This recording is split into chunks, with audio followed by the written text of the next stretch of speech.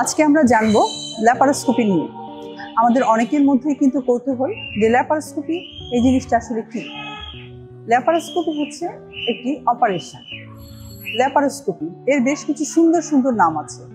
ল্যাপারোস্কোপির একটি নাম minimal access surgery, মানে হচ্ছে ছোট্ট একটি ছিদ্র দিয়ে আমরা দেখা যাচ্ছে ক্যামেরা ঢুকিয়ে ইনস্ট্রুমেন্ট ঢুকিয়ে অপারেশন করি।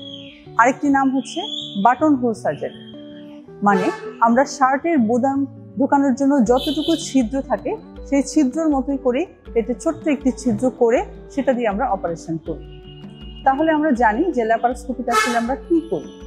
এই ল্যাপারোস্কোপিতে আমরা দেখা যায় রোগীকে আগে অজ্ঞান করা হয়, অ্যানাস্থেসিয়া দেওয়া হয় এবং তারপরে রোগীর নাভির পাশে ছোট্ট একটি ছিদ্র করা হয় এবং সেই ছিদ্র দিয়ে আমরা সাধারণত ক্যামেরাটি ঢুকিয়ে রোগীর পেটের ভিতরে তার জরায়ু, ডিম্বনালী, ডিম্বাশয় সব ভালো আছে কিনা বা খাদ্যনালী বা অন্য জায়গায় কোনো সমস্যা আছে কিনা সেই জিনিসটা আমরা নিরূপণ করি। এর সাথে আমাদের সাধারণত দেখা যায় আমরা ওই আরও 2-3টা ছিদ্র করি, যেটা দিয়ে আমরা ইনস্ট্রুমেন্ট ঢুকিয়ে তার যে পেটের ভিতরে সমস্যা আছে সেটা সাধারণত সমাধান করার চেষ্টা করি।